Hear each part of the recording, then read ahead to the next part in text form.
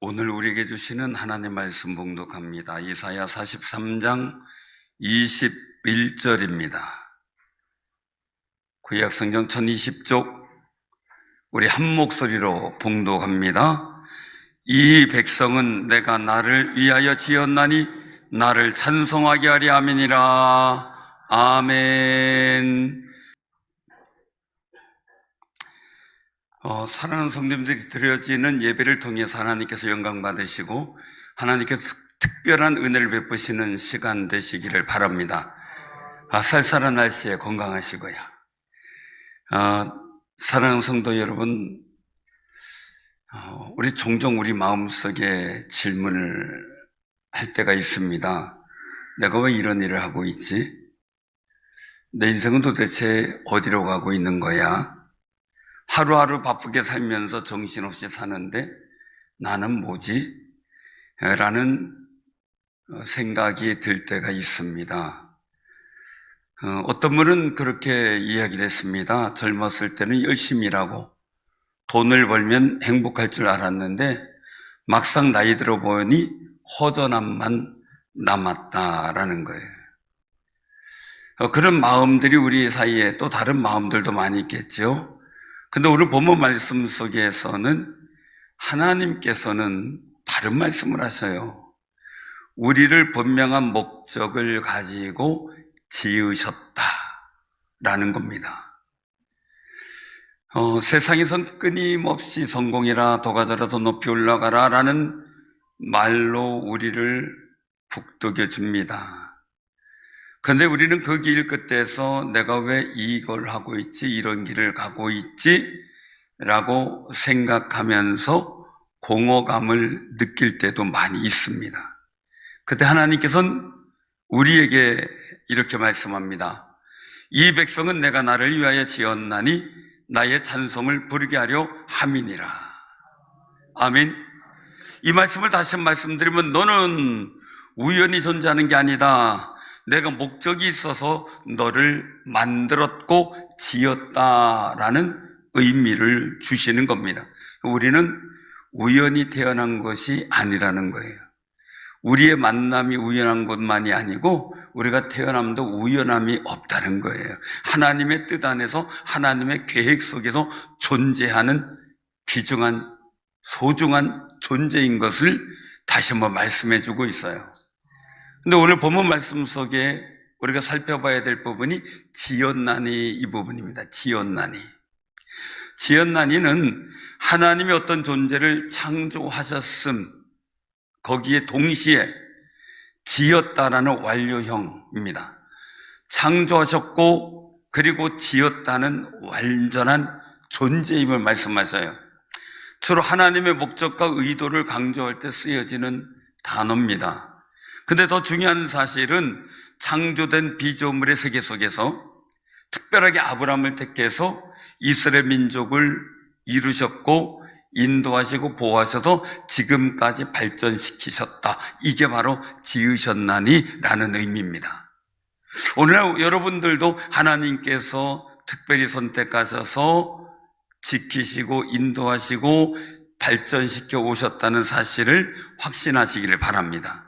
때로는 힘든 여건이 있을 수 있겠죠. 욥처럼 힘든 여건, 다윗처럼 승승장구하다 한때는 역적으로 몰리는 안타까운 순간도 있습니다. 그러나 그 속에서도 여전히 하나님의 택하심, 인도하심, 보호하시고 발전시키는 거룩한 지으셨다는 용어는 계속 우리에게 능력으로 임하게 되는 겁니다. 하나님 오늘도 세상 중에서 여러분들 또한 우리 중주상일교회 그리고 우리 사랑하는 성도님들의 가정, 자녀, 산업을 택하시고 지어가실 줄로 믿으시기를 바랍니다. 집을 짓다 보면 많은 어려움도 있을 때가 있습니다. 짓다가 중단되는 경우도 있고 한쪽이 어무러지는 경우도 있고 끝까지 잘 되는 경우도 있습니다. 그런데 하나님도 우리를 볼 때 마찬가지죠. 우리가 좌절하고 낭망할 때도 있고 넘어질 때도 있지만 하나님은 여전히 우리를 세우셔서 지어 가신다는 겁니다. 하나님이 우리를 지은 것은 우리를 곁에서 데리고 있어 같이 대화하고 하나님을 찬송하게 하려고 지으셨다는 겁니다. 그러므로 우리는 무엇을 하고 살아야 할 것을 분명히 알아야 됩니다. 우리는 하나님을 찬송하고 살아야 한다는 겁니다. 왜? 그게 하나님의 지으신 목적이기 때문에 그렇지요. 정말 우리가 자녀를 낳고 키워요. 보람을 갖죠. 바람이 있잖아요. 그 바람처럼 하나님도 우리를 바라고 계신다는 거죠. 그래서 하나님은 우리를 하나님 자신을 위하여라는 말로 분명한 목적을 가지고 계신다는 거예요. 본문에 있는 우리 43장 7절에 보면 내 이름으로 불려지는 모든 자 곧 내가 네 영광을 위하여 창조한 자를 오게 하라. 그를 내가 지었고 그를 내가 만들었느니라 라고 선언합니다. 할렐루야. 여러분들 한 분 한 분 지었고 만들었다는 겁니다. 점점 완성도가 높아지는 겁니다. 점점 완성도가 높아지는 모습이 여러분들 속에 나타나기를 바랍니다. 중요한 것은 우리는 하나님의 뜻 안에서 하나님의 계획 속에서 태어났다는 것을 말씀합니다. 아이가 태어났을 때 내가 너희를 사랑해서 정말 아껴서 너희들이 세상에 나오길 얼마나 기다렸는지 몰라 라고 하면 마음이 좋아요. 그런데 어쩌다 실수해서 너를 낳았어. 낳고 싶은 생각 없었어. 이러면 좌절을 느낀답니다. 정말 그런 얘기를 들은 사람이 있었습니다.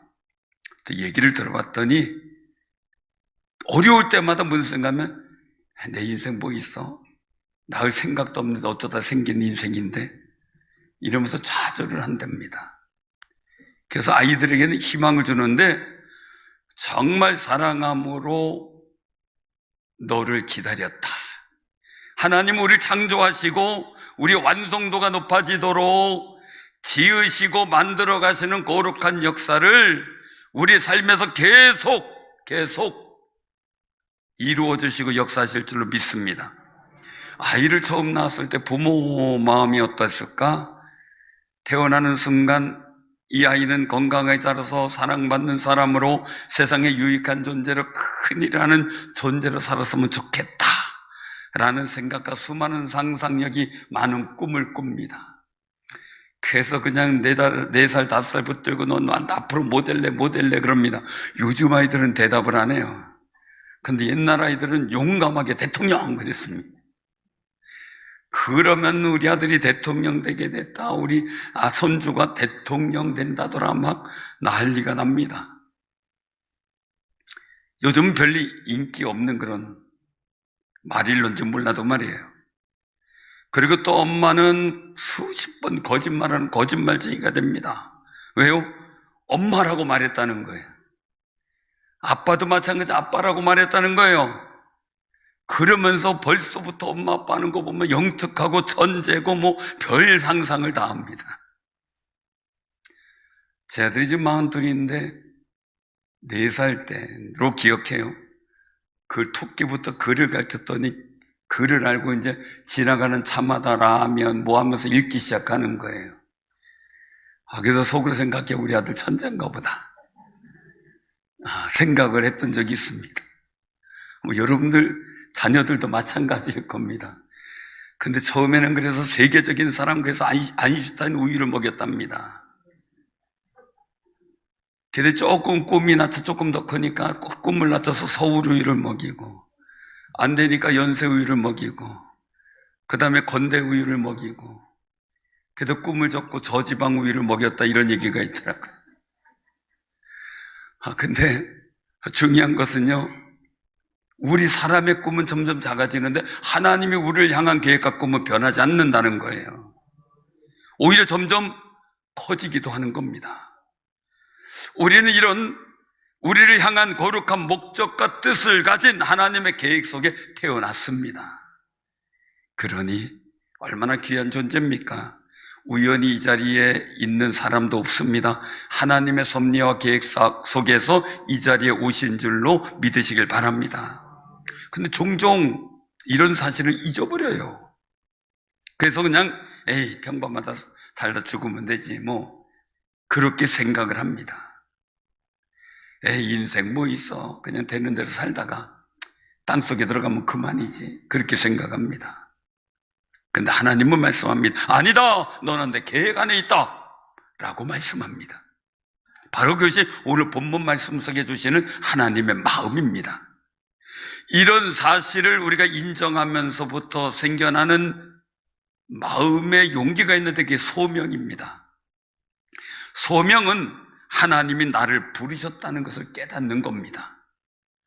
나를 부르셨고 너는 내 것이다 라는 것을 하나님께서 말씀하신 그 사실을 알게 될 때 우린 소명받았다라는 고백을 하게 되죠. 이런 것이 인정될 때 우리는 인생의 목적 의식을 갖고 살아가게 됩니다. 사랑하는 성도님들, 내가 온 게 아니라 하나님이 여러분들 택하여 부르셨습니다. 모든 창조된 세계 속에 특별히 여러분들을 부르셨습니다. 그러니 이 거룩한 소명의식이 여러분들 마음속 가슴 깊이 새겨지기를 바랍니다. 시편 139편 13절에 보면 다윗은 주께서 내 내장을 지으시면 나의 모태에서 나를 만드셨나이다 라고 고백을 합니다. 주께서 내 모든 것을 내 속도 다 지으시고 모태에서부터 만드셨다는 겁니다. 세포 분열의 모든 과정도 하나님의 뜻이었다는 겁니다. 그래서 하나님이 나를 아시고 나를 계획하시고 나를 부르셨습니다 라는 고백을 하는 일들이 다윗에게 있는데 바로 이게 소명의식입니다. 그래서 소명은 단지 목회자, 선교사에게만 주어지는 것이 아닙니다. 창조된 모든 사람 속에서 하나님이 택하여 부르신 모든 성도가 예수를 주로 고백하는 그 속에서 우린 하나님께 속한 자로서의 소명이 있어야 합니다. 그 소명이 여러분들 마음속에 충만하기를 바랍니다. 그래서 이 자리에 앉아서 예배드리는 이 자체가 하나님의 부르심에 소명이 있다는 사실, 내가 예배자로 부름을 받았다는 사실이 인정될 때 더 감격적인 예배를 드릴 수가 있습니다. 세상은, 또 세상적 사상은 우리에게 너 자신을 위해 살아라 라고 말합니다. 하나님께서 오늘 본 말씀 속에 말합니다. 나의 영광을 위하여 하나님을 찬양하며 살라. 이 사실이 깨달아지는 순간 인생의 방향이 달라집니다. 우리는 이런 신앙인의 정체성인 소명을 깨닫고 소명 있는 의식을 갖고 살아가는 성도님들이 되시기를 바랍니다. 옆에 분하고 인사 나누세요. 그냥 온 게 아닙니다. 하나님이 부르셨습니다. 그냥 온 게 아닙니다. 이 본문에 의해서 다시 말씀합니다. 나의 찬송을 부르게 하려 함이니라. 하나님이 우리를 창조하시고 지어가신 목적이 하나님을 찬송하게 하기 위함이라는 거예요. 이 말씀 속에 여러 가지 의미가 있지만 오늘 본문에 주어진 뜻을 전하는데 요긴한 것만 전하는데요, 하늘나라에 있었던 천사장, 즉 하나님을 찬양 맡은 천사의 무리가 타락합니다. 그래서 우리가 하는 찬송은 하나님 나라의 찬양의 자리를 맡는 것이다, 이렇게 해석하기도 합니다. 그런데 중요한 것은 이 찬송은 단순히 입술로만 드리는 찬양만을 뜻하지 않는다는 겁니다. 하나님을 영화롭게 하며 하나님을 높이는 삶 전체의 모습을 의미합니다. 우리가 일할 때, 공부할 때, 성도 간의 관계를 가지며 교제할 때, 그 모든 순간에 하나님께 하나님의 영광을 돌리며 하나님께 찬송을 드리는 거룩한 현장이 이루어져야 한다는 겁니다. 내가 마치 주를 찬양하듯 말입니다. 우리가 일터에서 정직하게 일할 때, 가정에서 사랑과 인내로 우리 가족관계를 지킬 때, 이웃을 섬기며 용서하며 사랑할 때, 그 모든 순간이 하나님을 찬양하는 거룩한 순간이 되게 하라는 겁니다. 그렇다면 우리가 지금 예배드리는 순간도, 우리가 삶의 현장에서 맞닥뜨리게 되는 모든 과정도 바로 사명의 자리가 된다는 겁니다. 그래서 소명은 나는 누구인가 라는 정체성의 문제라면, 사명은 그렇다면 나는 어떻게 살아가야 하는가 라는 문제입니다. 하나님은 우리를 하나님을 찬송하도록 만드셨다는 겁니다. 하나님을 찬송하도록 말입니다. 그것을 깨닫는 것이 우리에게 일들 속에 소명의식이 된다면, 그 소명의식을 가지고 내 주어진 환경에서 하나님의 부르심에 따라 내가 할 일이 있다고 하는 것이, 그것을 알고 인정하는 것이 사명의식입니다. 그래서 고린도전서 10장 31절에 보면, 그런즉 너희가 먹든지 마시든지 무엇을 하든지 다 하나님의 영광을 위하여 하라 라고 선포하십니다.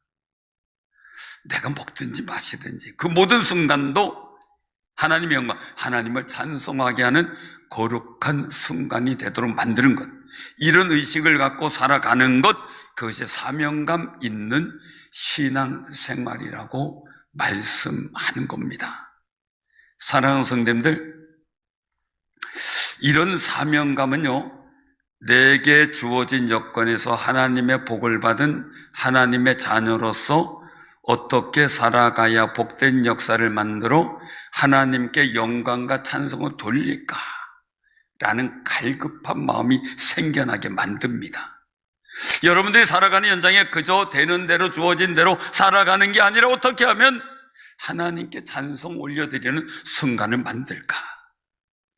단순하게 한 사람으로 감정적으로 살아가는 게 아니라 내 지위와 직분, 위치에 걸맞는 판단과 결단을 통해서 하나님께 찬송 올려드리는 일을 만들어가는 용기와 아름다운 마음이 있어야 됩니다. 내가 신앙생활을 한다는 것을 다 알 텐데 어떻게 행동해야 하는가? 예배 시간에 다른 사람이 나를 볼 텐데 나는 장로, 안수집사, 권사로서, 집사로서 어떻게 예배를 드려야 되는가? 자꾸 잡담만 하는가? 아니면 정말 예배에 집중하고 말씀을 듣는데 집중하는가?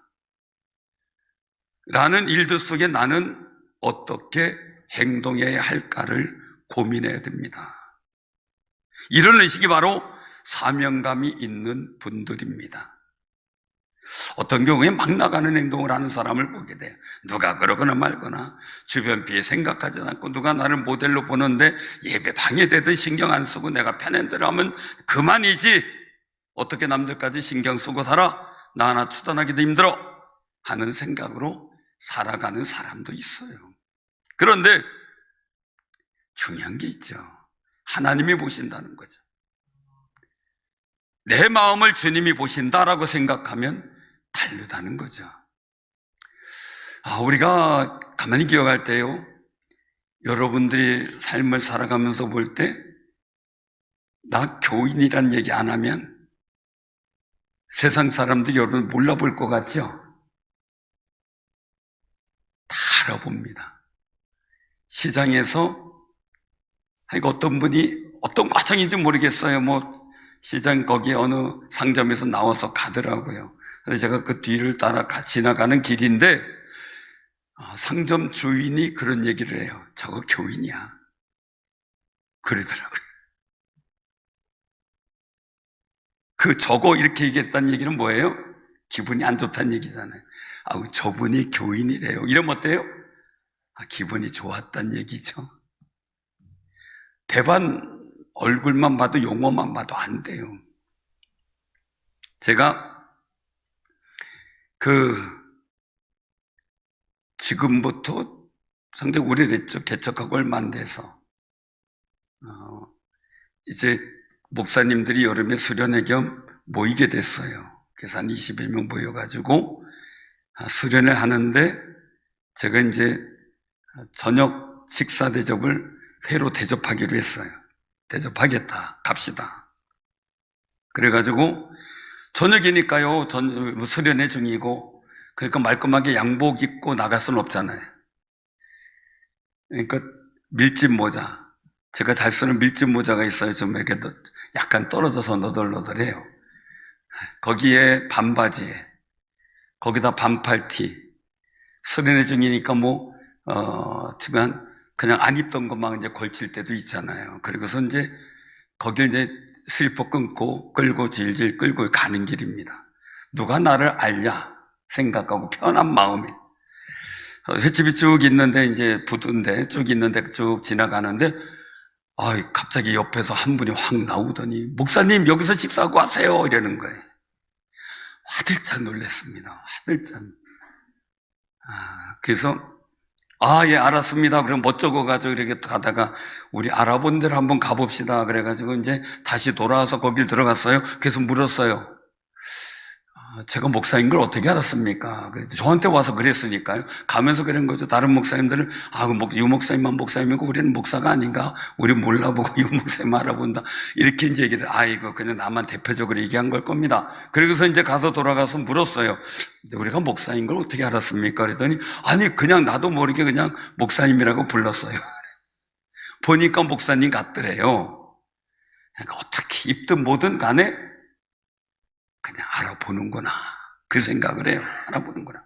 사랑하는 성도님들, 우리가 정말 장로님, 안수집사님, 권사님, 집사님, 성도님 이런 일들 속에서 내가 어떻게 신앙의 행동을 보여야 나다운 모습이 될까? 더 나아가서 하나님의 자녀여 백성다운 모습이 될까? 이런 마음이 들 때가 사명감이 있을 때라고 말씀하고 있는 겁니다.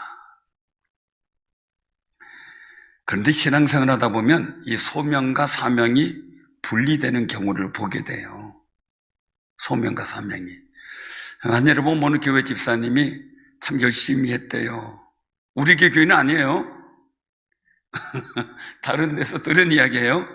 새벽마다 새벽 기도 다 하고 교회 봉사 열심히 하고 그런데 집에서는 늘 화가 나 있고 직장에서는 부하 직원들한테 냉정하기로 유명하고 집에서는 화가 나 있었으니까 가족들에게 짜증만 내고 그러니까 집이 맨날 썰렁하고 그러다 어느 날 아들이 한마디 하더랍니다.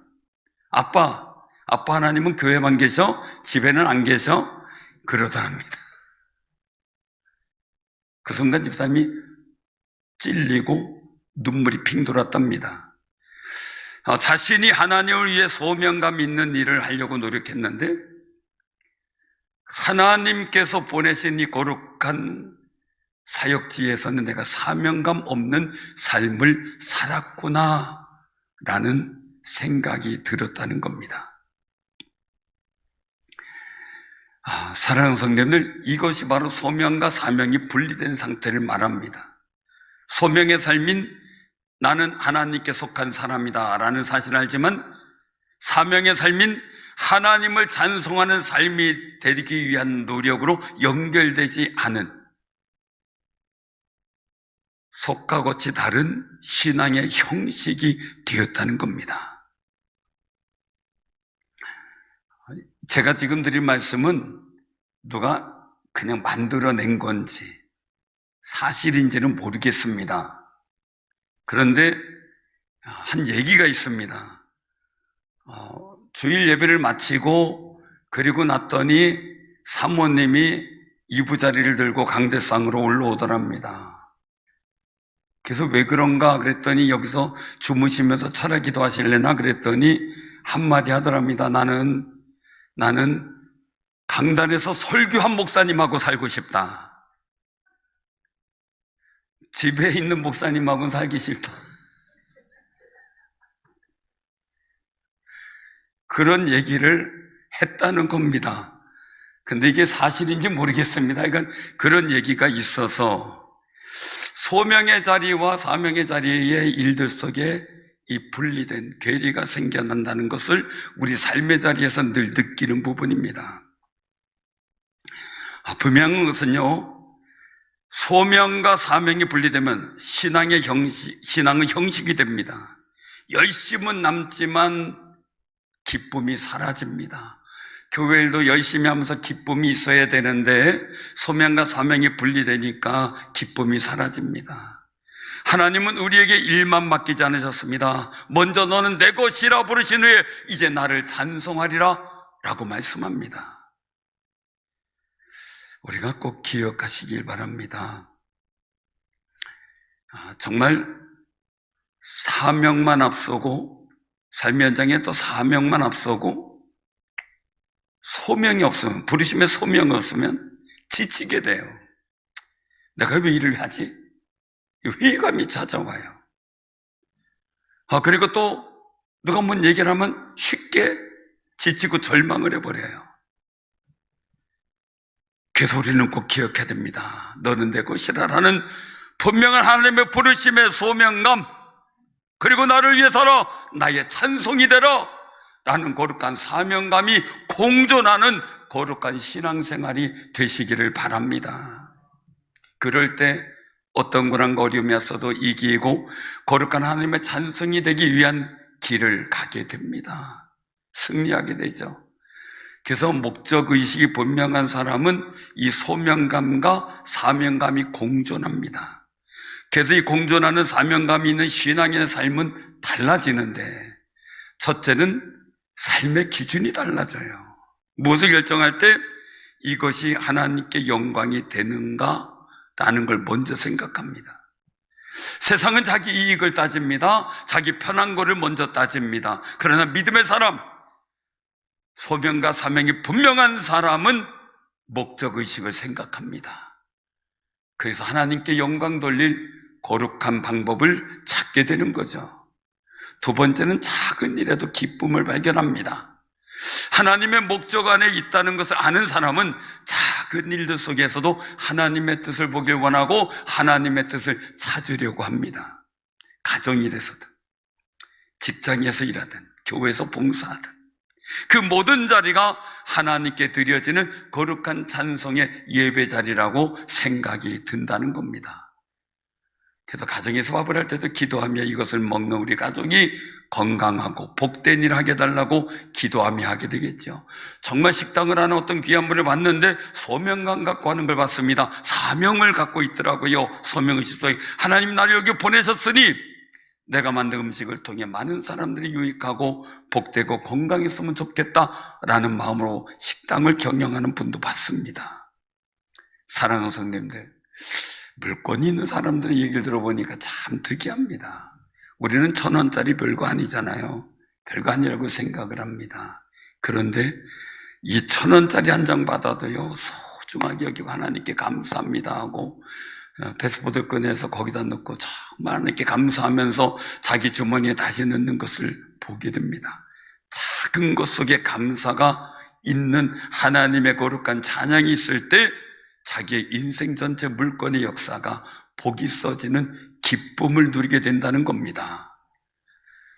세 번째는 고난 속에서도 흔들리지 않아요. 이 소명과 사명이 확실하면요, 어떤 핍박 어려움이 왔어도 흔들리잖아요. 내가 일하는 일들 속에 어떤 여건이 어려움이 있어도 포기하지 않고 하나님의 거룩한 기적을 만들어 가요.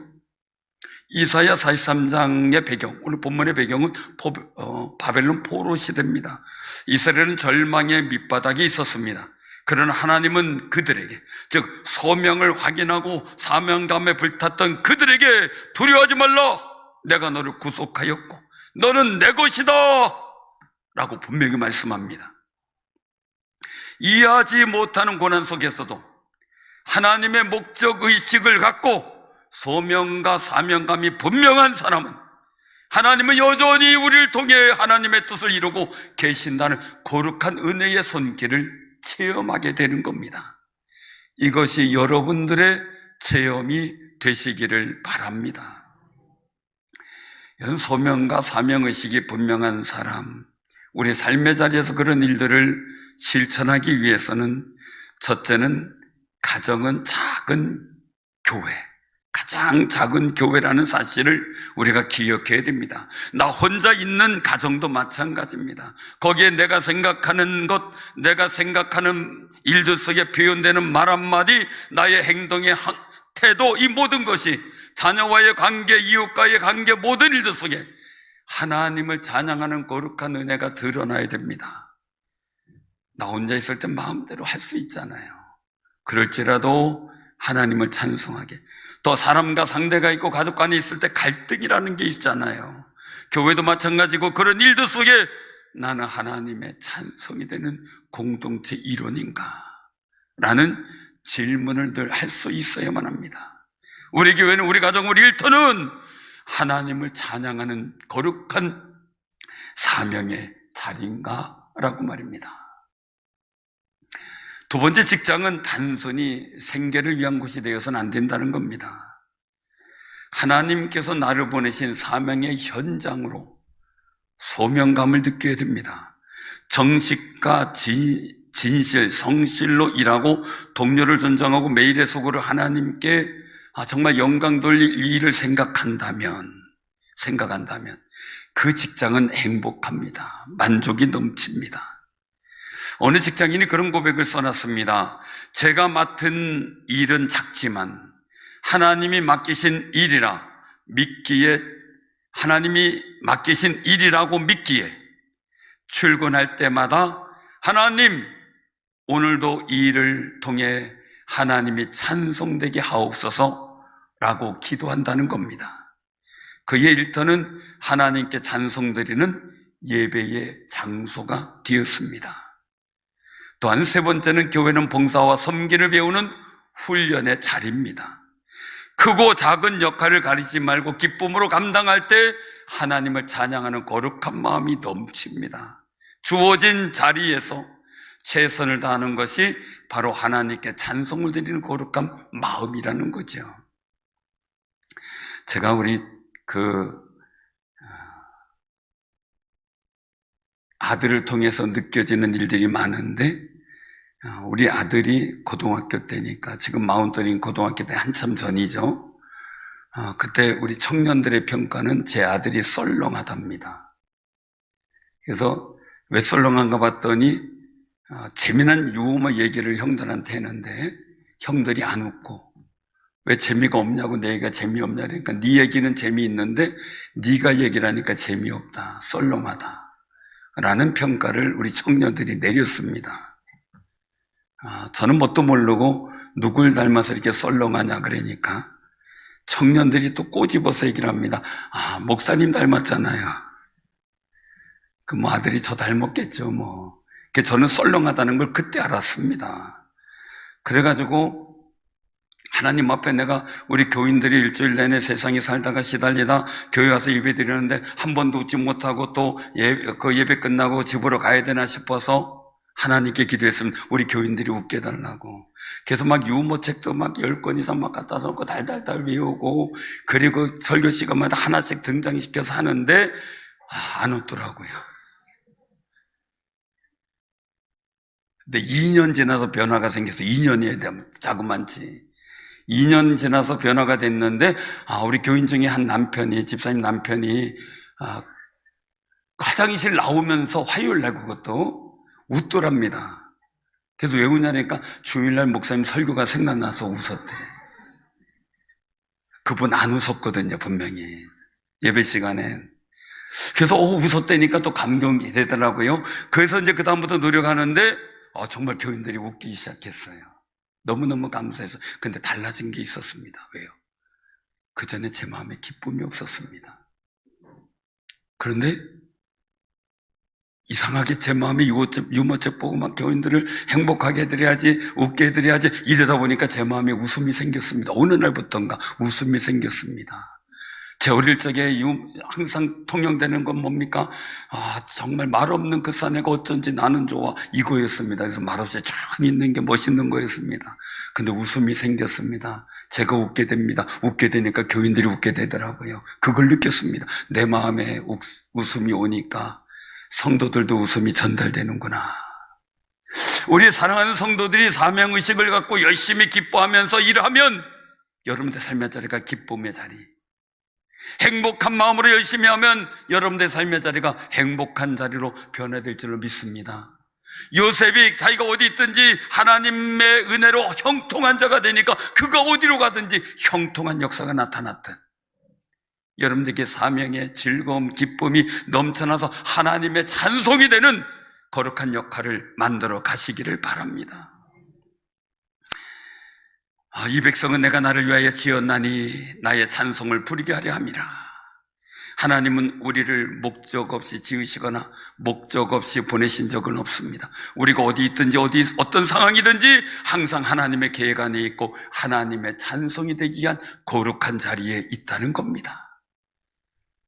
나는 하나님을 위해 지음받았고 하나님을 찬송하기 위해 살아간다라는 거룩한 사명과 소명이 일치되는 아름다운 삶이 될 때 나의 일상이 예배가 되고 찬송이 되고 나의 작은 일도 사명 속에 찬송이 되어가며 나의 삶 전체가 하나님의 찬송이 되는 거룩한 역사가 있을 줄로 믿습니다. 하나님이 나와 함께 하셨다라고 하는 예수님의 고백을 봅니다. 그때 주님 말씀합니다. 내가 아버지를 기쁘시게 하므로 아버지가 나와 함께 하시도다. 내가 하나님의 찬송이 되므로 하나님이 나와 함께 하시도다. 거룩한 역사가 이루어지기를 주님의 이름으로 축원합니다.